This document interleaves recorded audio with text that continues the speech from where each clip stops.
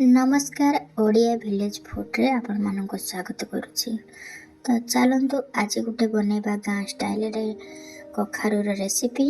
तो कखारू रेसिपी बनैबा पई कि मु एठी नेइथिले कखारू, खंबाळू, आलू, गाजर, पोई खड़ा ए सब को नहीं कि मु तापरे भल भाबरे छोट छोट साइज रे काटि नेइथिले। छोट साइज रे काटि नेला परे या को धोई के रखि देइथिले। धोई रखि सरला परे कढ़ाई रे अल्प तेल देकी तेल गरम होला पर से सुखिला लंका पंचफोड़न देकी मु भल भाव परिवा गुड़ा को फ्राए करथिले। फ्राए करला पर से लुण हलदी पाउडर देकी पानी ढाली देथिले। पानी ढालिला पर से 5-10 मिनिट मु ढांकुणी देथिले।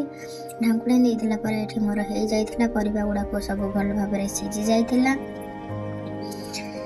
सिझी गला पर से मु आउ टिके तड़का दबा पई कि कढ़ाई रे तेल गरम करी से 5 फुटण सुखिला लंका आउ अदा कंचा लंका को छाची देइथिले।